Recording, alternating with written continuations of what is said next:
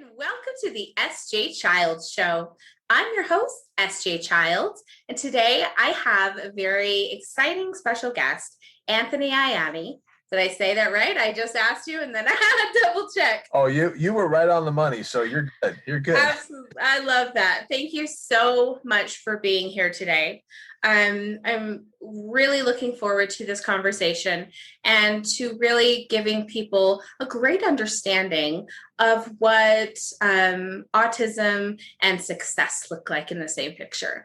And so let's just kind of dive right in, and please introduce yourself and let us know, why you're here and what we're going to be discussing. Well, first of all, my name is Anthony Ianni. I'm a national motivational speaker, soon-to-be author, and autism advocate. For those of you listening and watching that don't know my background, when I was 4 years old, I was diagnosed with pervasive developmental disorder. And at 5 years old, a group of doctors and professionals told my parents that because I have autism, that I would barely succeed or achieve anything in life. They told my parents that because I have autism, I would barely graduate from high school, never go to college, never be an athlete, and I would likely end up in a group institution with other autistic individuals like myself for the rest of my life. I wasn't told this story to my freshman year of high school, and so that kind of became my motivation to go out and prove those people and any other doubters and naysayers that had my life wrong.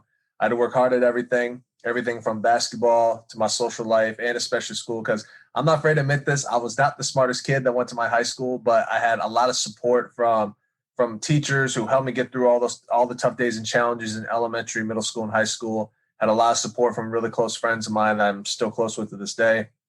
Teammates, coaches, and more importantly, my family. So I graduated from Okemos High School, which is in Okemos, Michigan, in 2007, where I then went on to Grand Valley State University for 2 years on a full-ride scholarship for basketball. Didn't quite work out for me there, so I decided to leave Grand Valley State to fulfill my lifelong dream, which was to play for a certain coach at a certain university, which was Coach Tom Izzo in the Michigan State Spartans, where I was a walk-on for 2 years. My senior year, Coach Izzo awarded me a full-ride scholarship. I was a part of 2 Big Ten championship teams, a team that won a Big Ten tournament title, a team that went to a Final Four, got to play with an outstanding group of individuals who, to this day, I'm proud to call all those guys my brothers. But during my time at Michigan State, I was able to achieve 2 things I'm very, very proud of. The first one is I became the NCAA's first Division I college basketball player with autism in history. Woohoo! Congratulations. I love that. Thank you. So that's a title that I hold near and dear to my heart. But the next title was, graduating and getting my bachelor's degree in sociology from Michigan State, which was something that a lot of people thought would never be done. But because I had a great support system from not only my family, but from everybody in the Okemos public school system to the Learning Disability Center at Grand Valley State, even though I was there for 2 years, my academic coordinators, Dr. Damon Arnold at Grand Valley, Elliot Daniels at Michigan State, and the Resource Center for Persons with Disability, also known as RCPD at Michigan State, were the big reasons why I was able to graduate. And so without those resources, I wouldn't be where I'm at today. And here I am. That's incredible. I love that. Thank you. It sounds like I need to move to Michigan, to tell you the truth. Don't come here in the wintertime. Excuse me. Don't come here in the wintertime. Well, I live in Utah, so I get that, right? Yeah, both of us are in the frozen states. Oh, yeah, you get it.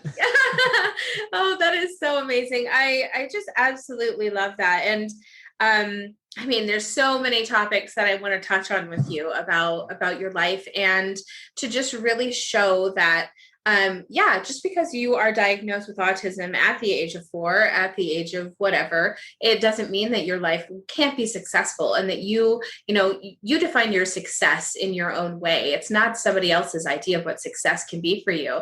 And I'm so happy that your family supported you, and that you like you said, prove those doctors and those people wrong, those naysayers, because that's something that has happened in our family as well. Just those limits that people have tried to put on to certain people.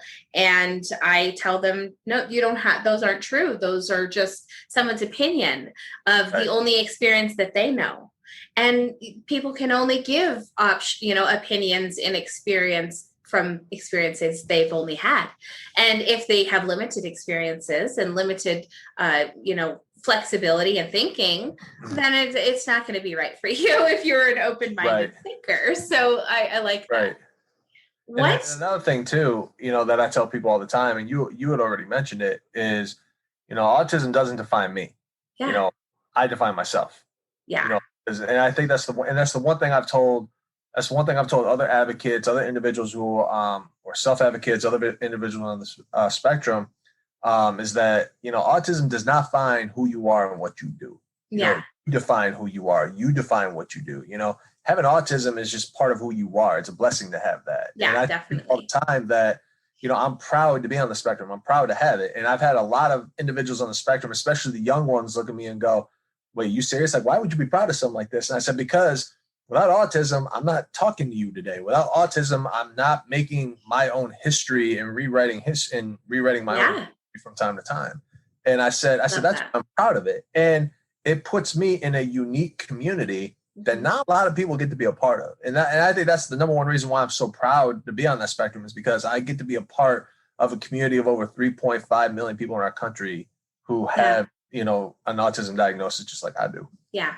I love that. And as I told you before, I am so honored and blessed that I have a family of also all autistic individuals. And so it's such a unique and beautiful experience. And yes, we have challenges. Like, we're not sugarcoating it. We're not throwing glitter over it and making it look pretty and saying, oh, we're so happy. Like, yes, it comes with challenges, but doesn't everyday life come with challenges? Like, everything does, and everything we do. Being an athlete in itself comes with its own challenges and your own, keeping up on your health and your mental well-being and all of those things, working as a team.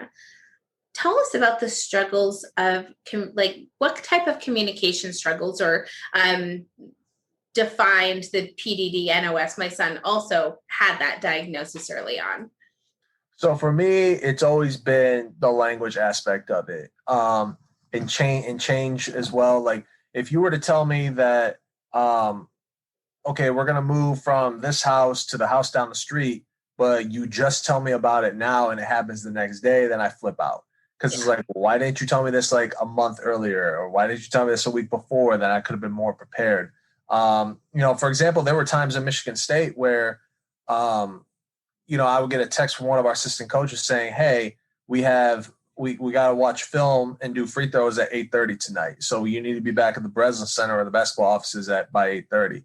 And my girlfriend at the time, would come to visit me, Thursday and Saturday, because she was in Detroit at the time and I was in East Lansing. So it was about an hour drive for her to make. And so, whenever she would come into town and then I get that text message from my coach, I would get so upset, because it's like, Yeah. I had all this stuff planned out with you. We were going to go to dinner, go to a movie, and like, what am I supposed to do? And I would get frustrated and upset. Yeah. But luckily, I've always had somebody like her in my corner that said to me, "Hey, go do your thing. I'm not going anywhere. Yeah. We'll order takeout or something and Love watch that. the movie. Like, it's not a big deal." But the language aspect of it, especially, has always been my worst. So idioms. If you had told the 5-year-old me that it's raining cats and dogs outside, a majority of your listeners, listening or watching to this, know that raining cats and dogs outside means it's raining really hard. It's pouring down rain. You had told the 5-year-old me that right here now, I would have ran out my front door of my house and then hoping and praying that a cat or dog would actually fall into my hands, Yeah. come from the sky. One of my other favorites is, so my first grade teacher. So when I was in first grade, we were having such a good day in class. Everybody was having a great day. Nobody was in trouble. And my teacher was just so excited. She stood up, started walking around, just smile on her face. And then she goes, "Class, I'm so proud of you guys. We've had such a great day today. Like, I'm just living on cloud nine today." And so what did I do? I got up out of my desk. I went over to the nearest window, opened it, popped my head out of that window, kind of looked up in the clouds saying, "Where's cloud nine?" I come back to my teacher and I said, "Her teacher was cloud nine. How do we get there?" And then she told me what it meant. Cloud nine means you're feeling good, like life is good, you're just in a really good mood. Yeah. So idioms were my worst. Jokes and sarcasm to this day are still my weakest link. Still. I mean, my wife is sarcastic with me all the time. And I can't tell at times whether she's actually joking or actually being serious. And if she is joking and I can't tell, like, she'll just say to me, "Hey, babe, I'm Just kidding." Yeah. Hashtag sarcasm. Like, it's okay. But the tough part for me being on a team was, especially at Michigan State, was there were guys on my team that at Michigan State that were the kings of sarcasm. And number one on that list was Draymond Green, who plays for the Golden State Warriors. And Draymond and I, we knew each other a little bit in high school, played at travel ball AAU together for about a month. And then I went to a different team. But then when I got to Michigan State, I always known that Draymond, would joke with guys, be sarcastic with people. And when it came to be joking and being sarcastic with me, like there were so many times I could not tell. But then luckily for me, I had a couple teammates I can lean on to and say, hey, was he joking? Was he being serious? It was like, oh, no, he was just kidding. Like, don't worry about it. Just continue to be you. So those times were tough. But when my teammates actually got to know me a little bit more and understood me after that, like I wasn't afraid to just lean on somebody and say, hey, what did he actually mean by this? Was he joking? Was he serious? Yeah, he was serious. We got to be back here at 8:00 tonight, shoot free throw. So the language aspect has always been a big struggle for me. Nouns and verbs, like, again, a big struggle for me. But again, this is where my resource, the resources came into play in Oklahoma's public schools. I would have speech therapist. I would have a speech therapist twice a week from kindergarten until about my junior year of high school. Wow. Just being in those sessions twice a week.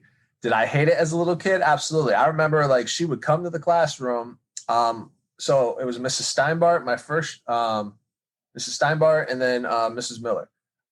So they would come and get me, and then I would go hide in the corner of the classroom because I did not want anybody to see me. I did not want to leave that classroom because I was just enjoying myself. I didn't want to go to speech. But, what my speech teacher did was she knew my family background. So my family background, my dad played baseball at Michigan State. My mom was a 3-sport All-American in college. She plays softball, basketball, volleyball. She still holds 9 records at Adrian College for basketball. Wow. School's all-time leading scorer in both men and women's basketball. Has her jersey retired, so she's pretty big time. That's cool. So my speech teacher knew about all this. So what she did with me was we would play board games, competitive board games, whether it be Mousetrap, Candyland, Chutes and Ladders, Trouble, Monopoly, like you name it, we played the game. So, but here was the catch. I could not, so if I roll the dice and I get 6, for example, I cannot move up 6 spaces until I get the right noun, verb, or idiom question right. Ooh. Begin to describe and tell you how many times I threw a fit because I lost in a game of Candyland. So, but looking back on it, it helped me because I knew like, okay, I learned like, this is what I messed up on. This is what the word sounds like. Is it a noun? Is it a verb? You learn from it and then you get the next one. Then when I got to middle school and high school after that, it was more worksheets than ever. So, but what my speech therapist did for me was unbelievable. And it started to help me a little bit more with the nouns, the verbs, the idioms. Because once I got into high school, like, if I was going to school in the morning at Okemos High School, whether it be freshman, sophomore, junior, senior year, and it was just, oh, you're fine. And just downpouring rain in the morning, I would wake up and go, oh, it's raining cats and dogs today. So because I understood what it meant. Yeah. And that was a testament to my speech teachers, even all my teachers in Okemos Public Schools, because whatever plans that were in my individualized education plan, also known as an IEP, whatever was on those papers, whatever was in those plans, they stuck to it. And if something didn't work, they tried something else. So a lot of the language aspect, a lot of joking and sarcasm. Are there times where I get really stressed out, high anxiety? Of course. But I've been able to develop coping mechanisms for myself. So when it was high school and college, it was basketball for me. So if I was really stressed out, had a lot of anxiety, had a lot going on, running, when the wheels started to turn in my head and I can't stop, I would just grab my mom's car keys and say, Mom, I'm going to the high school. I'll be back in a couple hours. And all I would do is just shoot. Just shoot free throws, shoot jump shots, work on my post game, work on my dribbling moves, like whatever. And I would just do that for 2 hours because that was my safe place. Mm-hmm. That was my happy place to get away from the world. There was no autism in my happy place. There was no, high school or college gossip. There was no stress and anxiety. It was just me, a ball, and a basket in a court in a gym. Like it. All it was. And so even though I don't have basketball anymore today, some of my coping mechanisms I have now are I go for a 4.5 mile walk in my neighborhood. I'll go to our local rec center and lift weights because if I'm feeling angry, I'll just throw weights around. Or I'll just grab a basketball while I'm at the rec center and just go shoot for an hour, because I kind of go back to my old ways again, which Yeah. like, for example, last week I had a really stressful week last week. So what did I do? I went to the rec center after a Zoom meeting. I went and worked out. Nobody was using the basketball courts. I grabbed a ball. I went in the gym and I was in there for an hour and a half. And I walked out there and I said, man, it's like the old days again. Yeah. So I've been able to learn to develop, certain ways to help me cope with a lot of things.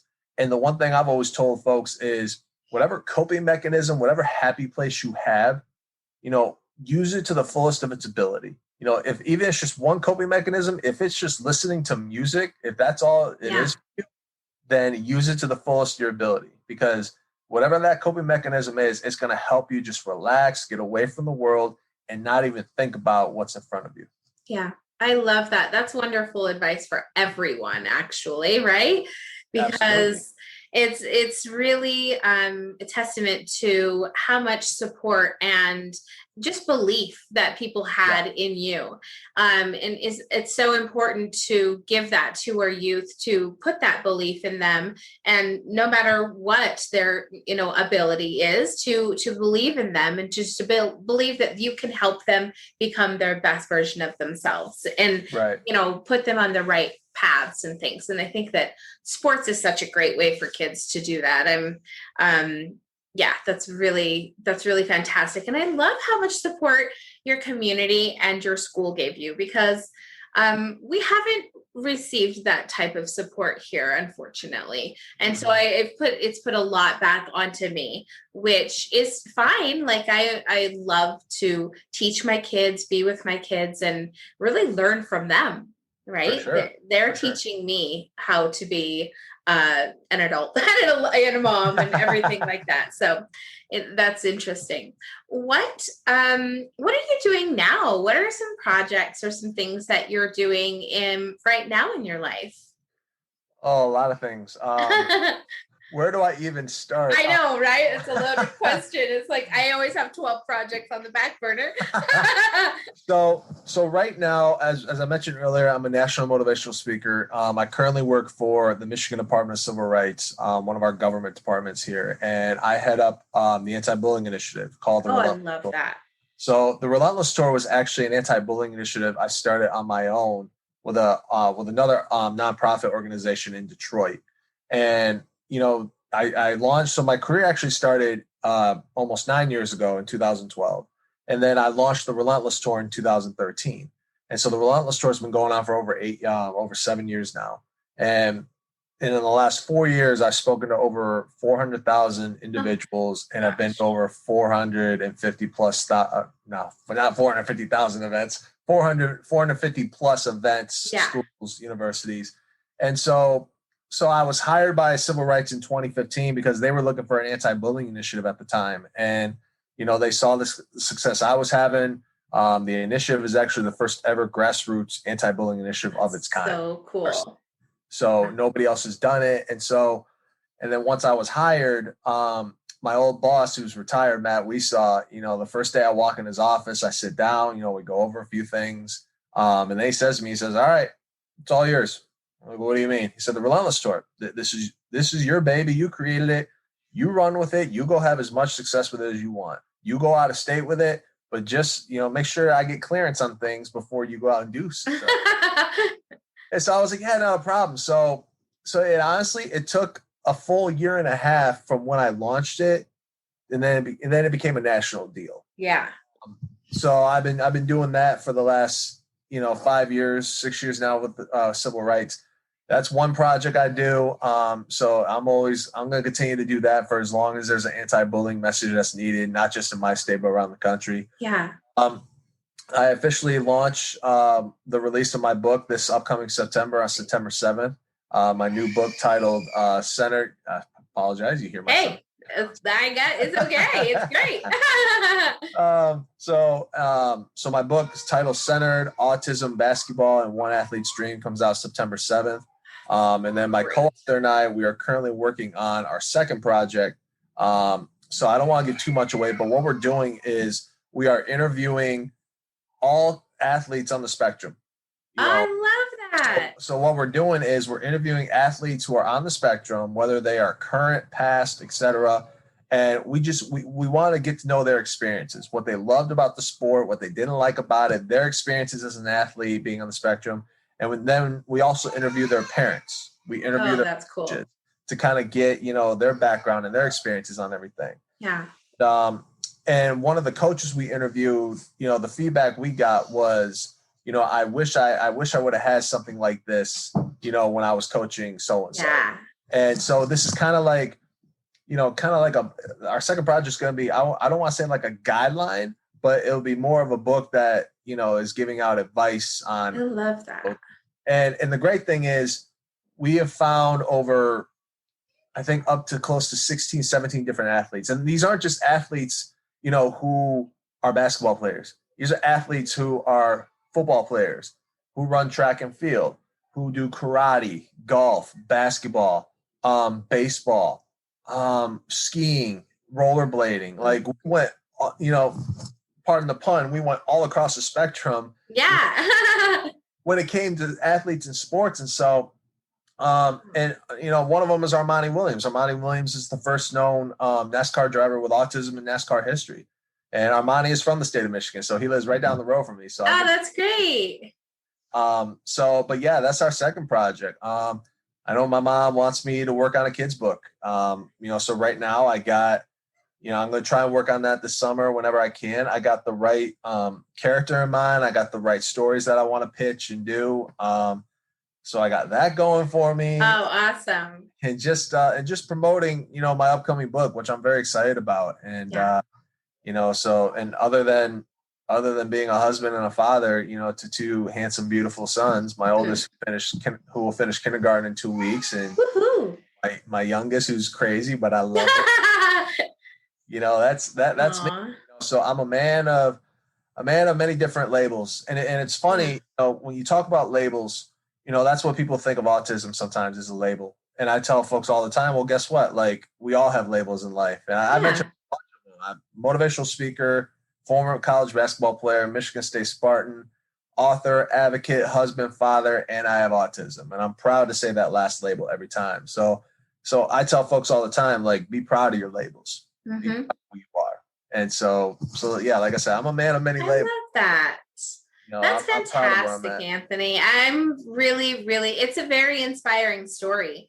And it's just an honor to have you on to share with me today. Thank you so much. And let's talk about what there's like so many. I have like 5 things. I got to keep them in order here in my head so I don't get all scatterbrained.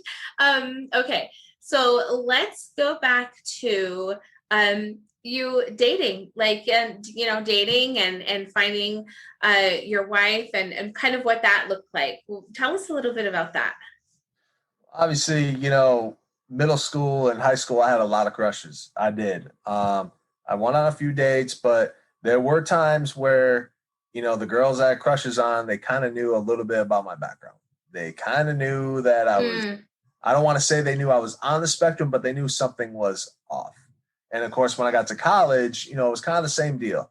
And then I was just so close with a lot of folks at Grand Valley State. I was close with a lot of girls who were on the soccer team, track and field, and volleyball. Because, the one thing about being about student athletes, especially at the college level, is you're really tight knit with a lot of athletes. Yeah. And the one thing I learned, especially being at Michigan State, is you're part of a family. And, we are the Spartans. We were part of the Spartan family. And I think that's the thing I learned during my time is that you are really tight knit with all the other athletes because you all go through the same thing. You may have different sports, but it's the everyday grind of workouts, class, practice, workouts, study hall, et cetera, et cetera. So we all know about it. But I was just so close with, a lot of, athletes at Grand Valley State, it was just, the friends after that. And, I'm not ready to say that I hated the friend zone. As a high school kid, I hated that. I hated that. And so, but when I got to Michigan State, I didn't, because I was telling my old roommate at Grand Valley State, who actually ended up being the best man at my wedding, my buddy Mike, I would always say to him, like, dude, like, I don't know if I'm gonna find anybody for me. Like, I'm almost gonna be 21. Like, part of me thinks I'm just not going to find anybody. Like, I'm just going to be, plain old Anthony Ianni living my life.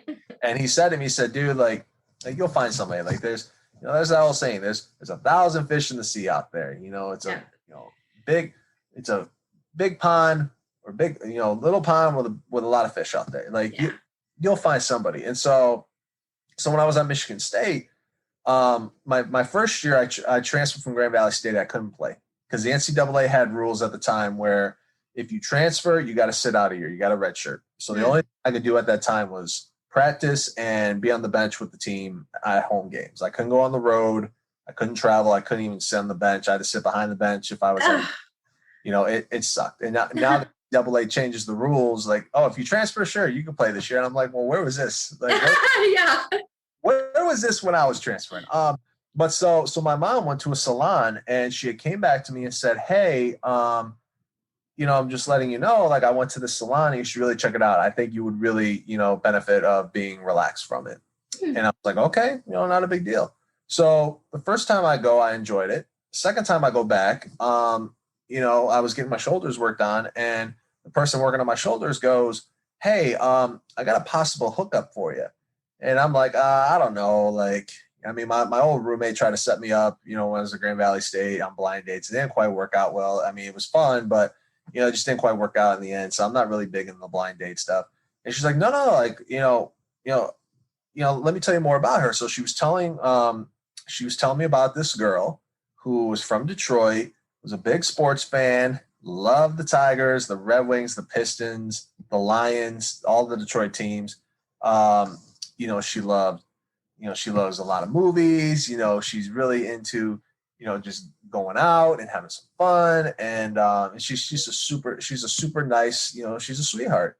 And I said to the woman, I go, okay, well, I like what I hear, but I want to see her. Like, I don't want to walk out of here, know about this person, then not see her. So she's like, yeah, let me make sure she's not with a client because my wife's a hairstylist.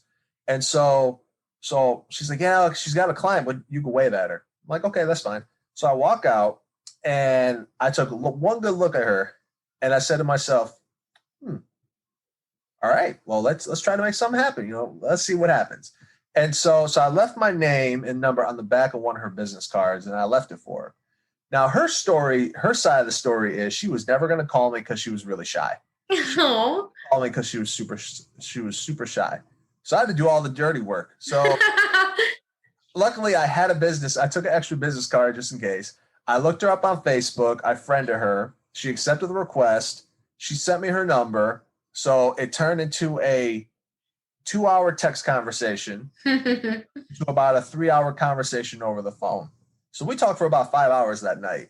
And then before I know it, we have our first date the day after Christmas. And then we started talking a little bit more. And then after the ball dropped on New Year's Eve, about a week and a half later, we made it, Facebook official.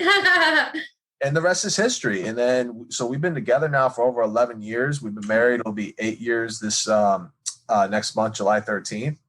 Hey, that's my birthday too. Oh my gosh, all these things for happening on famous days in my life too. That's great. I love it. I love it too. And I proposed to her at in the Detroit Tigers dugout at Comerica Park because I was able to get a setup where the team was on the road. And so I had a connection at Michigan State who knew the head's grounds crew keeper there at Comerica Park. And so, because she's a big Tigers fan. So we spent the weekend in Detroit. I popped the question to her in the Tigers dugout and the rest is history. So I love that. So that's how me and my wife met. That's how we met. That is such a great story. And my husband and I have been together for 17 years and married for 12. So I completely get it. Like when you find that person, it's just, that's it. It's done deal, right? Yeah. Exactly. And he's my best friend and I can't wait to talk to him and see him all the time. It baffles me to think that we could know each other for almost 2 decades and still have authentic conversations every day. And still have, just being in love with each other, and it's amazing. So, and I give a lot of the honor to that in him having autism and him, kind of having that honesty and that literal the logic, that I'm a little bit more emotional of a person, and he's so logical, and he's my rock. He keeps everything in perspective, and it's just amazing how we can be opposites in every way and alike in every way as well. So I love how that works out. True love, that's what we call it. Absolutely. Yeah, that's so great.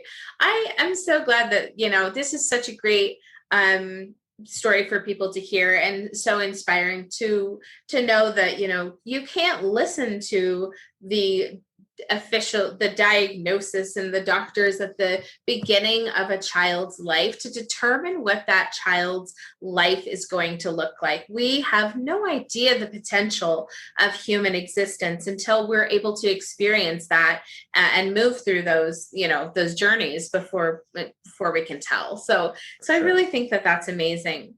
What do you see now as far as in your community, the transition from kind of that 22 adult autistic community into, the community, and they're no longer receiving services through the government? Do you feel like it is a responsibility for the private sector to take on those kinds of, projects and programs? What do you think about that in your community? What do you see being offered? Yeah, I've always been the fan of that. I think every insurance company, should give those services and, provide services and take care of the costs and coverages for those individuals. Yeah. And I think that's been the one thing that, I've seen in my state. So Lieutenant Governor Brian Calley, so Brian is no longer Lieutenant Governor, but he served 8 years in the state of Michigan. He got my career started. Different story. Oh, okay. But so Brian got the legislation passed in our state to have insurance companies cover ABA therapy, wonderful, speech therapy for individuals on the spectrum, and just seeing how much of a boom it has caused in our state in a good way, to get the services and the accommodations provided for young individuals on the spectrum. And I have, I have twin nieces, my sister's kids. They were both diagnosed at 1.5 years. And so my sister at first, and even me as their uncle, like part of me, it hit me hard because it's like, man, like both, not one, but both of my sisters are diagnosed at the same age. But then after about spending 5 minutes feeling sorry for myself and sorry for them, I'm like, okay, time to go to work. And so I called my sister. I said, here's who you need to contact.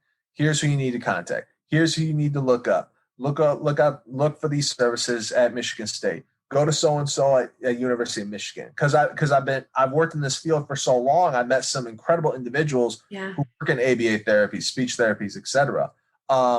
So 20 years ago, we don't have that. No, we don't. 27 years ago, when I was 5 and I was told what I was told then, or what my parents were told, there was no guidance. There was no path. There were no accommodations at that time. Yeah. So my parents, in a sense, were kind of flying blind, if you will. They pioneers in their sense. Exactly. Yeah. So, but luckily, the late, great Sandy McDonald, who at the time was the assistant head of special education in Okemos Public Schools, she was in that meeting. And after that meeting, she got together with my parents and said, because my dad told after they got to the third expert, my dad got up out of his seat, cut the person off, and said, look, I respect what you do. I understand what you're trying to do, but let me tell you what our expectations are for our son. Mm-hmm. He's going to high school, he's going to graduate. He's going to go to college, he's going to graduate. Doesn't have to be an athlete to do all this. If the good Lord wants to bless our son with those gifts, great, cool. But he doesn't have to be an athlete to do all the things you're saying he can't. So my parents' expectations were up here. They were always high, never changed. But Sandy McDonald sat down with my parents, and the first thing she said was, I don't know how, but we're going to find a way to get all this done. Yeah. And that's what happened. And so, 27 years ago, we don't have those services. There is no ABA. There is no speech therapist at the time.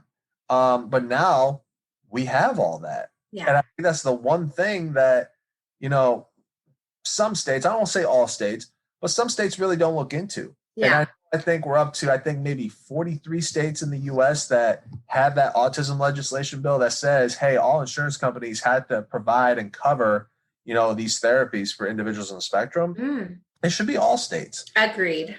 So that I've been a big advocate for that from day one. Yeah. And I think that's how it should be. And so, so I think all states need not to work together. They need to work together to make sure that they have these type of legislations for insurance companies to provide provide the treatment therapies that not just the individuals, but the families of that individual with autism can get as well. I love that you said that, because I think that was one important part in our journey, especially. It was when a decade ago, like you said, it was, our son was getting services, but my husband and I didn't know what our part was. What do we need to do? What's our steps? And it was one wonderful therapist that came through and said, here's what you do. Here's your step. We want you to start with ready, set, go. And we want you to start engaging. He's like kind of like your niece is 1.5. We want you to start engaging and ready, set, go, and see if, that brings him more into your world.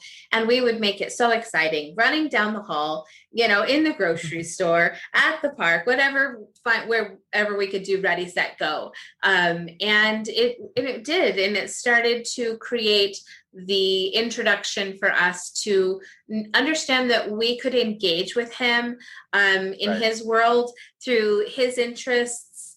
And so, I advocate for that very, very strongly, that there shouldn't be punishments for children. No. There needs to be support for children. And I strangely enough had this thought today. I don't even think there should be punishment for adults. There should be rehabilitation. Yeah. And I mean, that some people might think that that's crazy or unheard of, but wouldn't that balance our society out? Wouldn't it make us a more compassionate, like, society in general to want those things?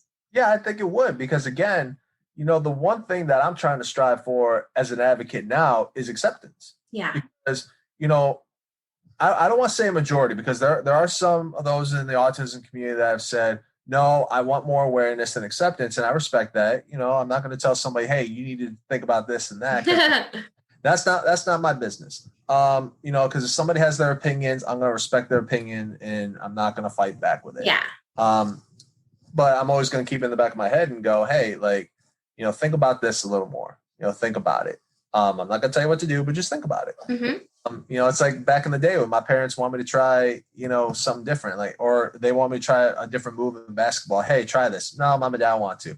Okay, if you don't try it now, but keep it in the back of your mind that you should try someday. I like that. Then I would try the move in a game and it works. And my dad would say to me in the car, hey, what'd I tell you? Yeah. You were right. I know. So, they love that, don't they? They do. And I'm the same way with my kids. Like, if my 6-year-old something, no, Dad, you're wrong. And then he looks it up and then he sees that he's wrong. He looks at me and just goes, okay, Dad. Like, yeah, I told you.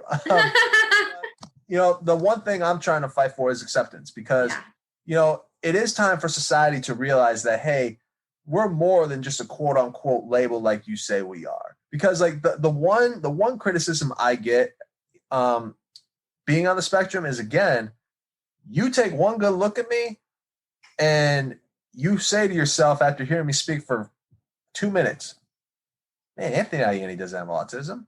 He doesn't have those characteristics. He doesn't have that kind of autism. I don't see it. I don't recognize it. There's no way. And I've always posed the question to people of, what is autism supposed to look like? Yeah. Right? Autism look like to you? And there's that old saying too. Once you've met a person with autism, you've met a person with autism. Yep. It doesn't matter where they're at on the spectrum. Right. Once you've met somebody on that spectrum, you've met them. And that's the one thing that, so whenever I speak at conferences, I ask that question all the time, halfway in my presentation. I never get offended by it. I never do, because I get it all the time. It's to the point where I laugh about it. Yeah. Like, man, like, you guys really thought that? And then I go into more detail. But even those who didn't raise their hand, they notice some quirks that I have right away. Like, if I mess something up, I'll say, I will go back and say, excuse me, and then continue forward. where they've noticed where other speakers, that they screw up, they just keep going. They don't say, excuse me. They just keep going. And maybe that's because of the mannerisms I was taught growing up. I don't know. But it's just one of the many quirks that people notice about me whenever I speak. But those who raise their hand, I'm like, I'm not offended by it. But I tell people all the time, have dinner with me, have lunch with me, have coffee or tea with me, and let's talk for 2 hours straight or whatever. And I guarantee you walk away from that conversation having a better understanding of me being on the spectrum. But that's what I'm trying to fight for today, is to show society that, you know what, we're more than just a label. We're more than just, being on the spectrum. Because the one thing I've always said about every single individual on the spectrum, they are all they all have unique and talented traits. It does not matter where you're at on the spectrum. Because, I guarantee you somebody listening or watching this will go, well, what about the individuals on the low end of the spectrum? Like, they may not have that. On the contrary, though, my head coach and I had a conversation 9 years ago after I graduated. It was after I was hired by a nonprofit organization to do the anti-bullying initiative. And so when I coach us down and we start talking, and he goes, Anthony, like, I got a next door neighbor who has a son with autism. He's very, very low on the spectrum. He'll have to have help for the rest of his life. But the one thing I've always noticed about him, he's a fantastic painter. And his paintings are hung in the East Lansing Art Museum almost every single month. That's how great he is. And I immediately said to Coach, I said, Coach, that's the thing. I said, people don't give us a chance because they just look at it as a label. Yeah, it's horrible. On the spectrum, and they give up on you because of where you're at on the spectrum. And that's not fair. So if that young man has that talented trait, imagine the other talented traits that those individuals on the spectrum, especially at the lower end, have. Yeah. Because you never know. And that's why I've always said, especially when it comes to acceptance, it does not matter where we are at on the spectrum. It does not matter. It's time for you to start giving us the acceptance and the respect that we rightfully deserve. Human, right? Exactly. And it's the same thing whenever I go into schools, because especially in middle school, because in my opinion, I think bullying always starts in middle school, because you're trying to get your feet wet. You're trying to find your place among, the different groups and the crowds in middle school.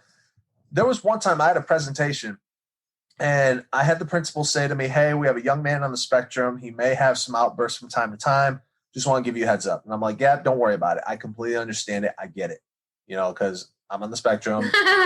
I've worked and been and seen different people on the spectrum. Like, it's not a big deal. Yeah. So the outburst in my presentation. And one thing I noticed was everybody in that audience did this. They looked toward him.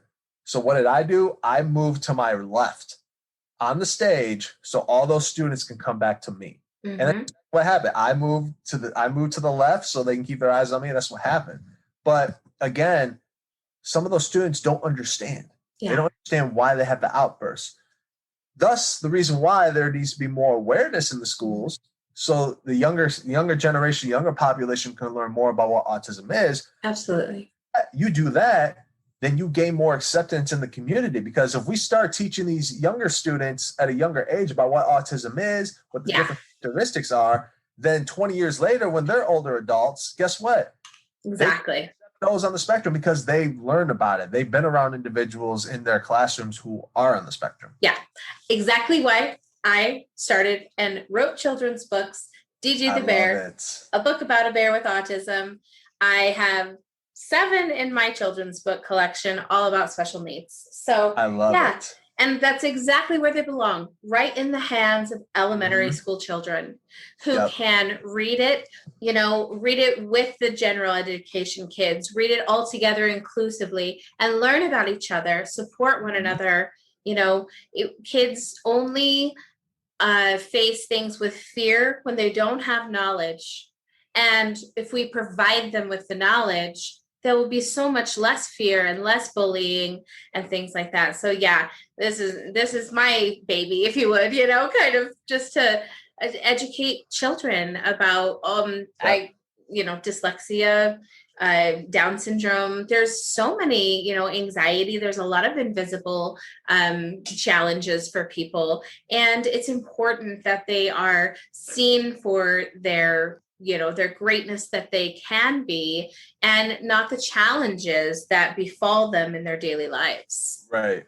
And I think that's the other reason why I really want to like write a kid's book, the more and more I Yeah. think about it every day, is because, you know, whatever character I do, it's going to be based on a character who's going to be on the autism spectrum. Yeah.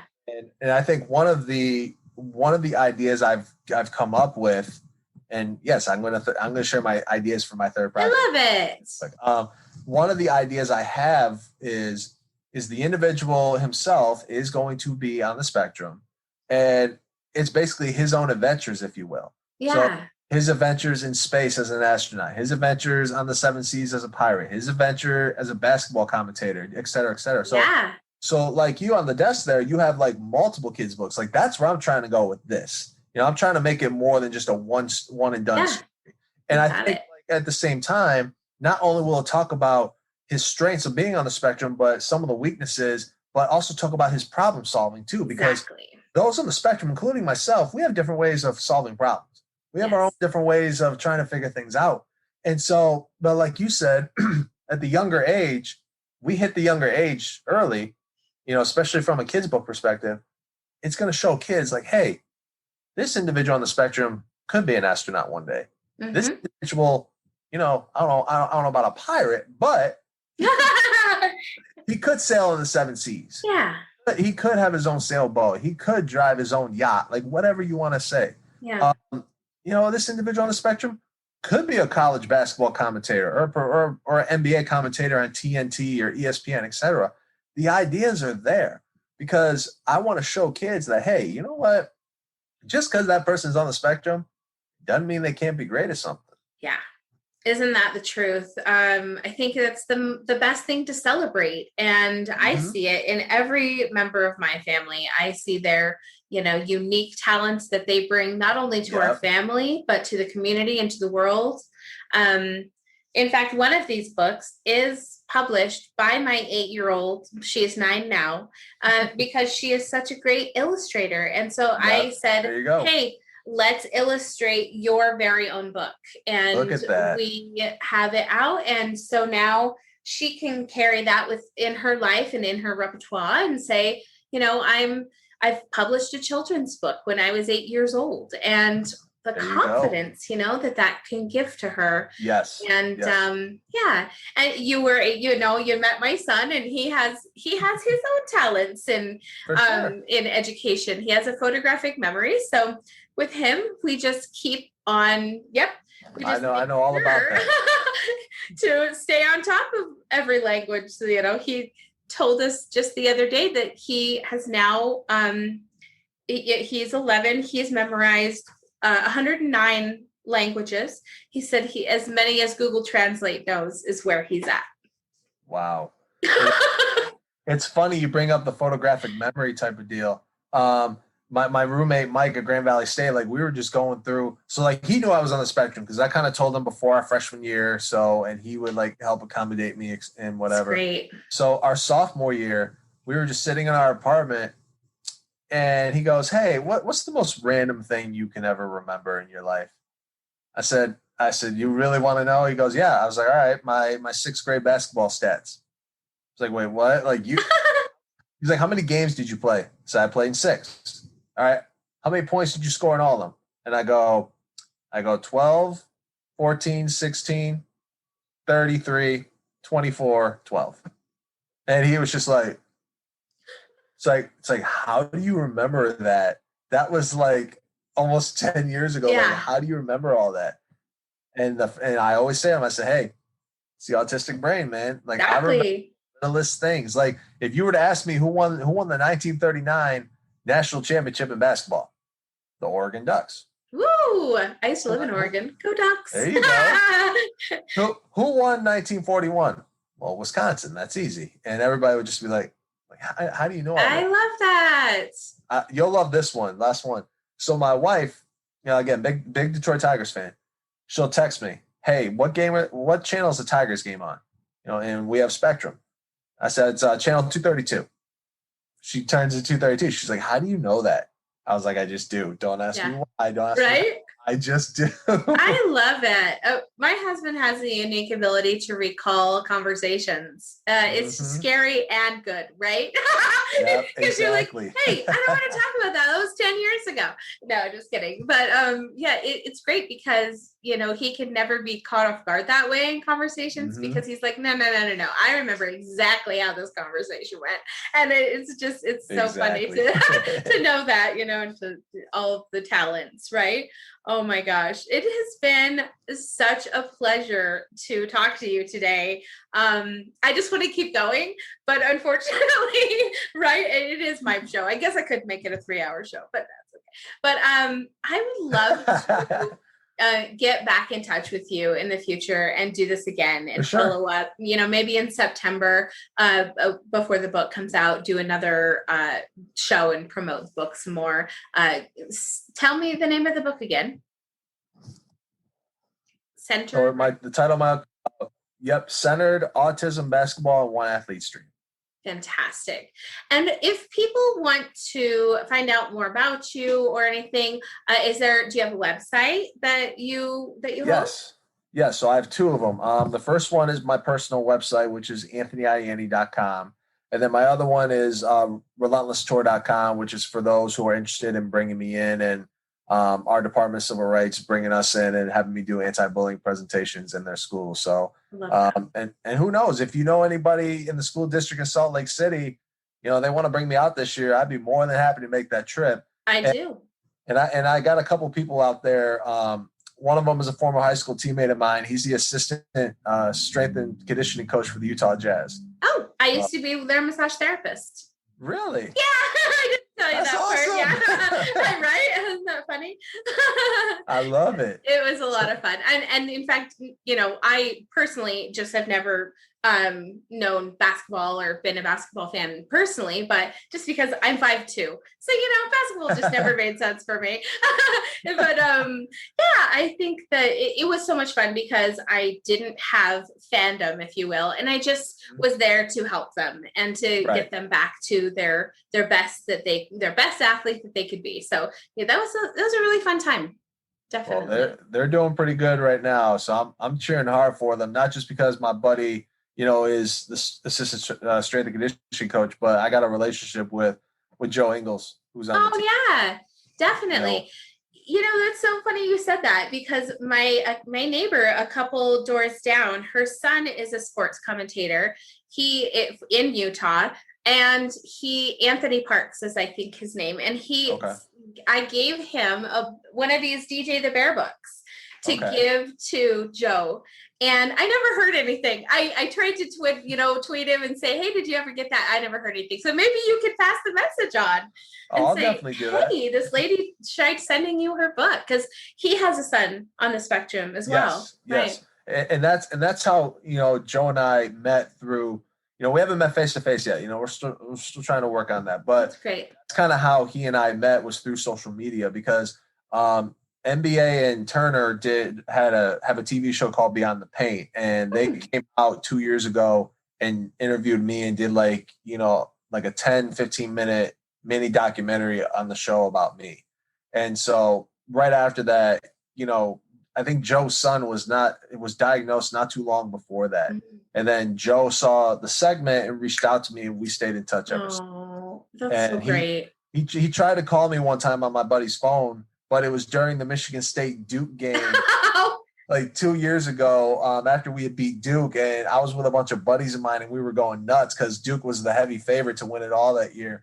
And then all of a sudden I get this phone call, I said it was a missed call from my buddy. He texted me, he said, hey, Joe was trying to call you, but we'll try to get in touch with you another time. I was like, what? You could have told me that, and I could have walked out of my buddy's taking the phone call instead of celebrating the win. But it's just been great, getting to know him, getting to know his family. And like I said, I hope I get the chance, to meet all of them face to face. And to see his son too. Come to Utah. I'd love to meet up with you and visit. Yeah, absolutely. That'd be great. Well, I was thinking, I might even put you in touch with somebody in Oregon that does, she has an anti-bullying program. She did, Oh, okay. was like in the 90s where she was doing like online cyberbullying when it Oh, was wow. hardly even a thing. So she Right. does like, she has donkeys and she does donkey therapy.